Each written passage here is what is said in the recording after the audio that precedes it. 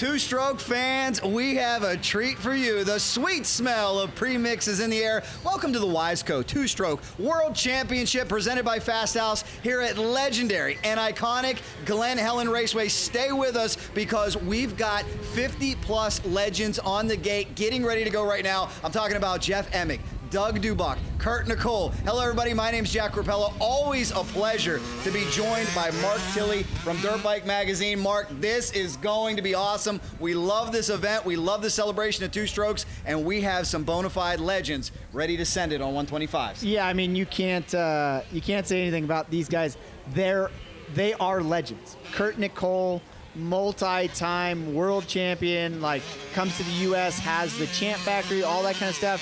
You got Doug Dubach, who is probably the winningest vet rider ever. Former factory Yamaha rider, been with Yamaha forever, like still is actually doing Yamaha stuff. And then you got, I think in this group, he would be called the kid. He would be the younger kid in Jeff Emig. Everybody knows who Jeff Emig. As soon as we said something about Jeff Emig, you were all stars in your eyes and looking at this. So legendary riders, 50-plus class on up to a 150cc motorcycle. Dubach is kind of a, I would say a small bore specialist when it comes to this, and a two-stroke specialist. So he's going to kind of be the guy to beat. But Nicoll on a KTM, and then you got, like we said, we got Fro on a Husky. So it's gonna be good. It's gonna be awesome to see Jeff Emig at the young age of 54. And you talked about the star in my eye. I was a young man in 1997 when Fro did the impossible and dethroned a guy named Jeremy McGrath in Supercross. As we are closing in on a start, it's going to be awesome. Thank you guys so much for joining us. This is just a small part of this huge event. Remember, we've got the Pasha 125 shootout and also open shootout available to you on the Dirt Bike Magazine YouTube channel. Make sure you check that one out, but keep it right here as we find out who's going to win it all in this 50-plus 125 category. Mark, as these riders, these legends get older, what can they do to keep their speed up, keep their fitness up in this grueling and demanding sport? You know what, to be honest with you, I think it's just riding. We see these guys, most of these 50-plus guys are all buddies with Pasha. Like, they're all hanging out with them and racing Saturday morning motocross here at Glen Helen. I think they call it Saturday at the Glen. So again, lots of different events going on here at Glen Helen. If you got a weekend free, there's something going on at Glen Helen. But the cool part about it is I see, when we're out here testing with Dirt Bike Magazine, I see Dubach out here with younger guys kind of showing them the ropes, and he's got a lot of guys coming over from Japan to where he shows, like, in trains and takes them around. Nicoll has his, I believe it's called the Champ Factory, but there's something there for people coming over and renting bikes and riding and stuff like that. So these guys are here a lot. Emig is at the track a lot. I think he goes to Paris a lot as well. So they're riding motorcycles. And I have the whole thing of, if you ride a motorcycle, you're gonna stay young. And these guys, they're no slouches. Like, they're still putting in the laps, and they kind of don't know any different. Like, I mean, I was blessed enough to be able to work for Dubach at Dubach Racing and go through some of the Loretta Lynn stuff with him and some of those White Brothers Vet World Champions that he had. Now it's the W Vet World Championships. But I was there for some of them, and it's pretty amazing what goes on behind the scenes. I joke around, he's got a legendary mechanic, Alan Olson, who just happened to be the father of Tim Olson, who was basically in Josh Mosman's position for a lot of years at Motocross Action. So a lot of stuff going on. They're both of them great friends with Jody Weisel from Motocross Action. So it's kind of cool, like, that all of this is kind of intertwined. So it's great to see these guys still riding motorcycles, and they're not slow.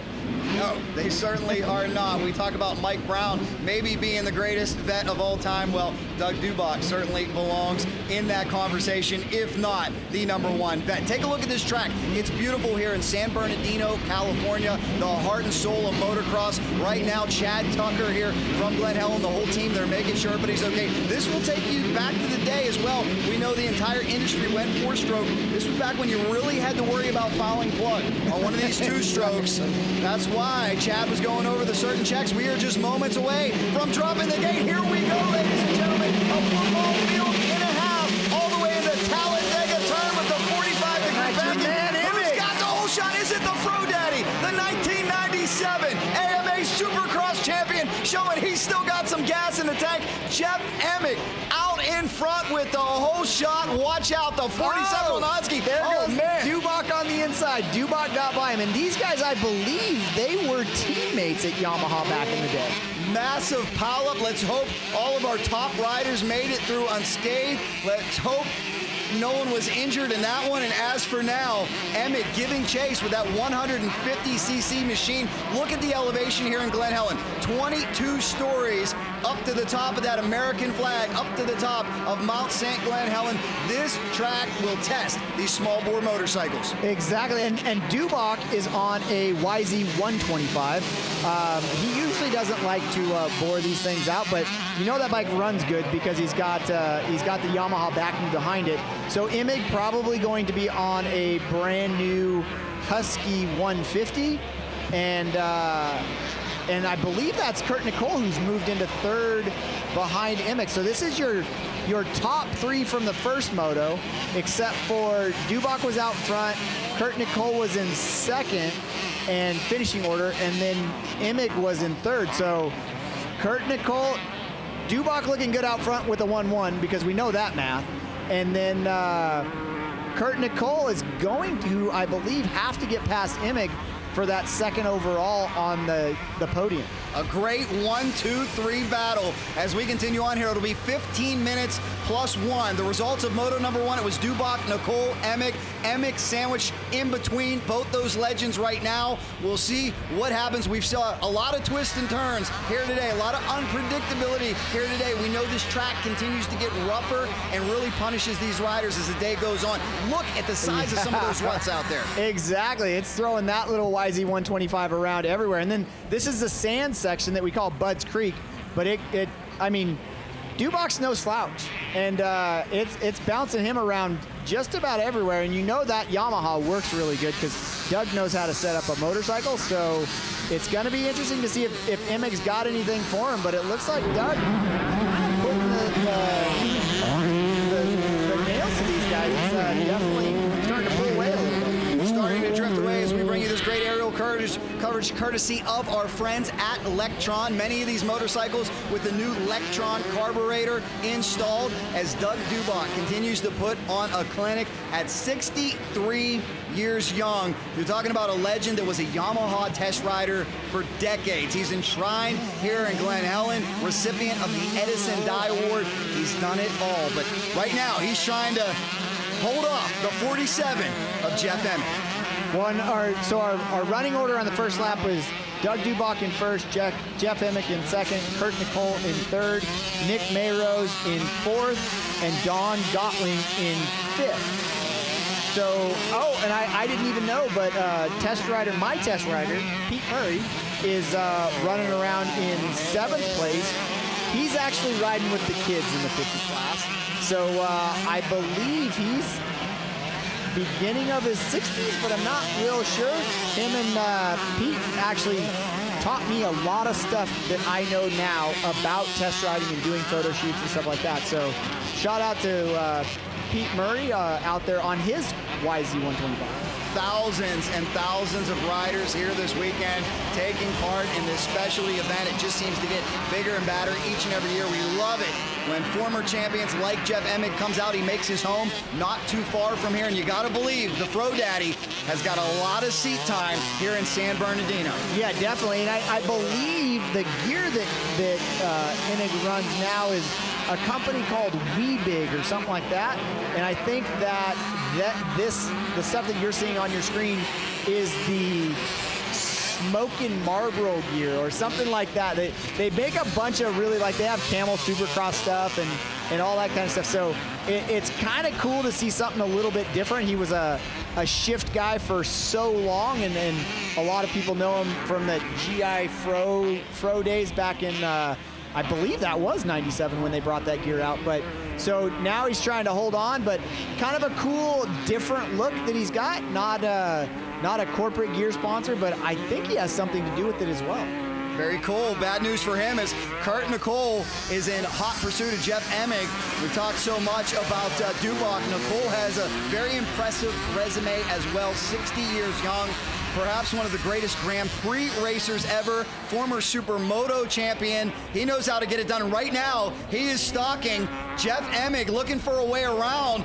Outside to the inside, Emig checks up a little bit, and Nicoll is right on Emig's tail. To the outside now. Is there room to pass in this section? Is there a fast line over the finish line, Tilley? You know what? The track's so rough right now. It looks like Kurt Nicoll is just looking for a smooth line. If he can make a pass around him, then great. Emig looks back. He lets him go. Emig looks back, and Kurt Nicoll takes the lead. Fro just gave it to him. Does Fro have anything left, or is fatigue starting to set in for the 54-year-old? We'll see if Jeff Emig can bounce back. Great line choice, though, by Kurt Nicoll. We saw him back there lurking. We saw him stalking. Now you see the gap. Can he make a run on Dubach? Take a look at what is affectionately known as Talladega Turn. 45-degree banking.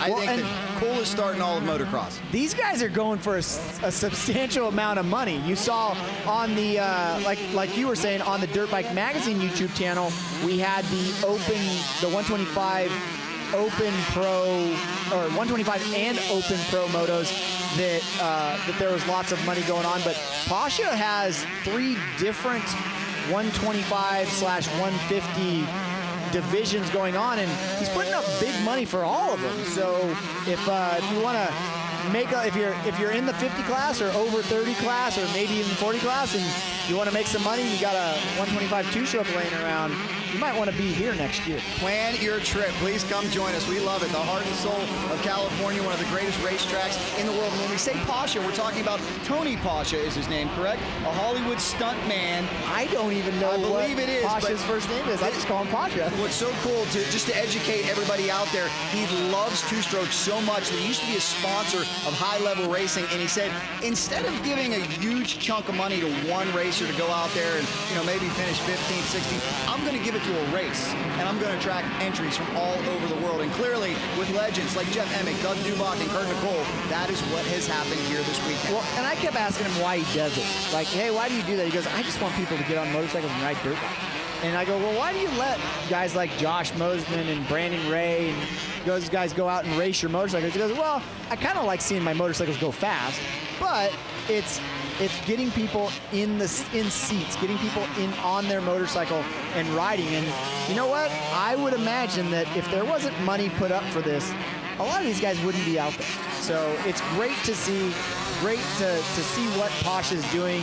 He is, like I said, the Electron, one of the Electron distributors. And if you're looking for Electron card, hit him up on his Instagram, and he'll, like he was saying, he'll come out here and help you dial it in. And guys, we've actually got a special code for you. If you go to the Electron website and you use 2-stroke-smoke-LS at checkout, you can save $100 on Electron carburetor. Right now, a man looking to cash in and win some money is that legend right there. Doug Dubach, out for seemingly a Sunday drive. That Yamaha is working. Another thing that I love about this race is so many of us get nostalgic about two-strokes. It's what we grew up on. It's what motorcycle races used to look like back in the 80s and 90s, and you just wonder, will we ever see 125s again? Maybe not. So it is so cool to see Doug Dubach and others keeping them alive and going as fast as they are. And that person that we just saw giving Doug the pitboard is the legendary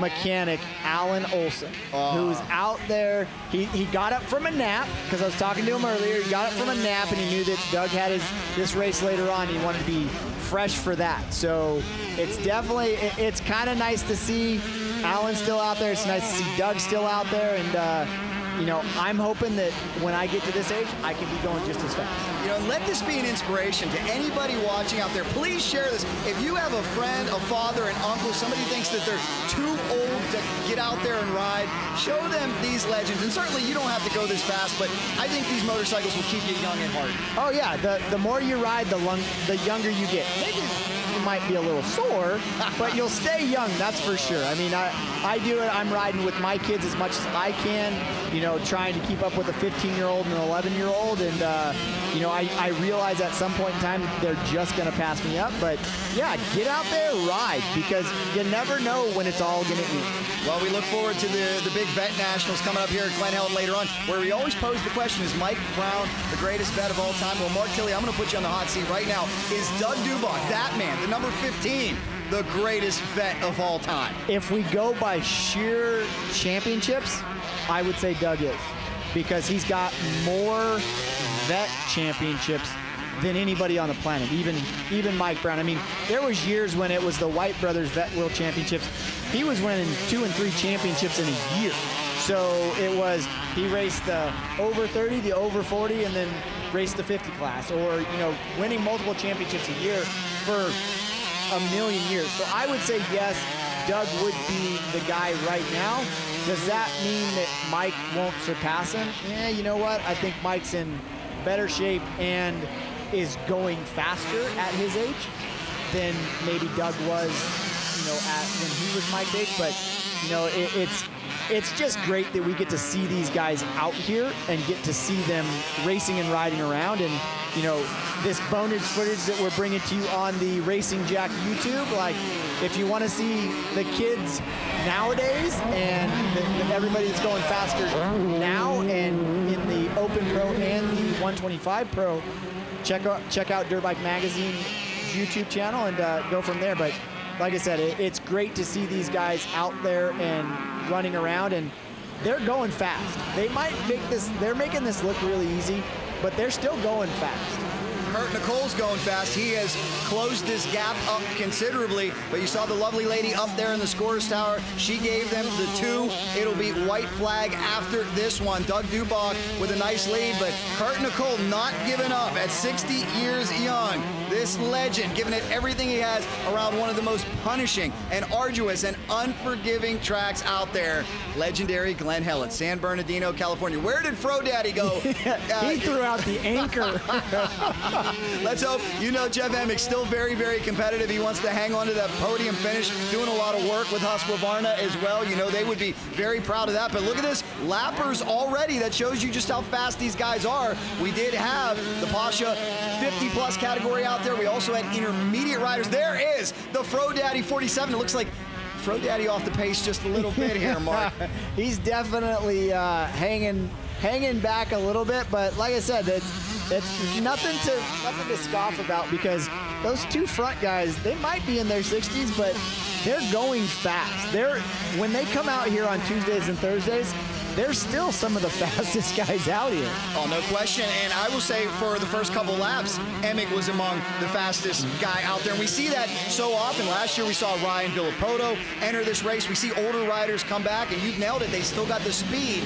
But if you're not conditioning every single day, if you're not burning 5 gallons of race gas, you are going to lose a very important component, a very important element of this sport, which has always been fitness. Yeah, well, and when you reach the pinnacle of the sport like these guys have, you don't lose that speed. You just, like you said, you lose be able to keep that speed for a 20-minute moto, or like this moto is a 15+1 lap, but you don't lose the speed. Like a Ryan Villapoto who comes out here and it's like, man, that guy's still fast. He can race nationals and he can do this. It's like, yeah, they can run that speed for a couple laps. If they run it for 20 minutes, they're going to be suffering for the next 2 weeks.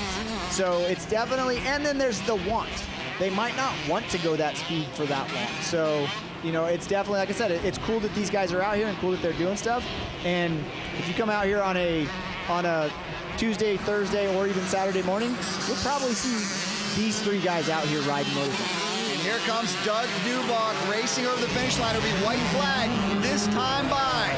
Can the legend go 1-1 on the day? Feeling good, feeling the flow over the tabletop for a man who started his racing career about 57 years ago on a 3-horsepower Briggs & Stratton bike. My, how far he has come, and that Yamaha is singing here today. Hope you guys are enjoying this bonus coverage from our favorite event of the year. It is the Wiseco World Two-Stroke Championship hosted by Fasthouse.